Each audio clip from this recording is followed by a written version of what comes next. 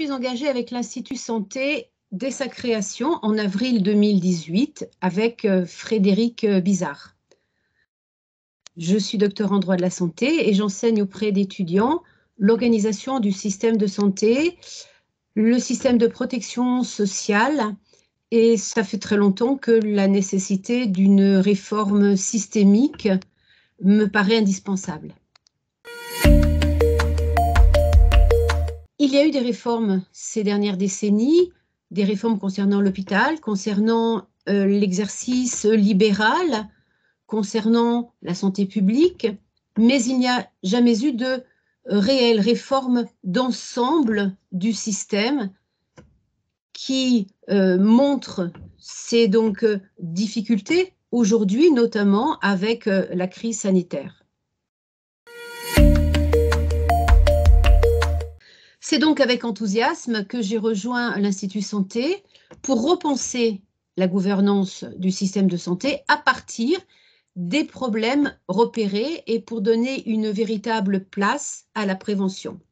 La diversité des membres de l'Institut Santé, avec des professionnels de l'hôpital, des professionnels libéraux, des chercheurs en santé publique, en droit, en économie, en philosophie, etc., constitue une richesse fabuleuse qui nous a permis d'élaborer un projet de réforme réellement novateur.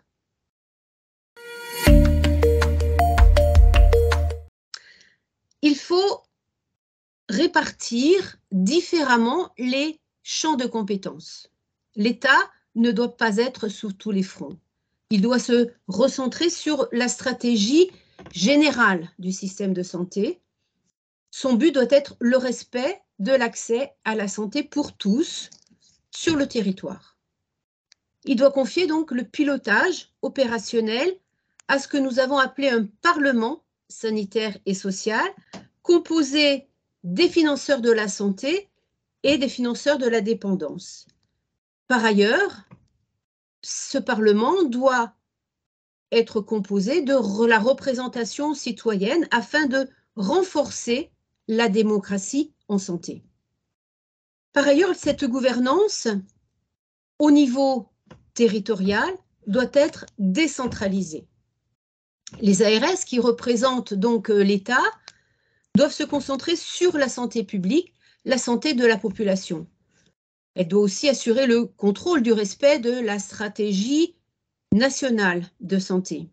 Ce sont des parlements sanitaires et sociaux qui, sur le territoire, doivent gérer le soin, la prévention et le médico-social. L'objectif est de gouverner au plus près des caractéristiques territoriales, c'est-à-dire de s'assurer que l'offre décloisonnée réponde bien aux besoins de santé médico-sociaux identifiés. Il s'agit donc, au niveau territorial, de permettre la participation de tous les acteurs, qu'ils soient payeurs, financeurs, offreurs. La gouvernance sera donc ascendante afin d'adapter donc la politique nationale de santé aux besoins territoriaux identifiés et pas le contraire. On propose donc de mettre fin à une gouvernance descendante qui s'impose au territoire, qui n'est pas toujours adaptée aux besoins de ceux-ci. Mettre fin également au cloisonnement de l'offre entre l'offre hospitalière, l'offre libérale et l'offre médico-sociale, qui est préjudiciable aux citoyens, et de mettre fin au tout curatif, la santé devant supplanter le soin en donnant à la prévention et la promotion de la santé une véritable place.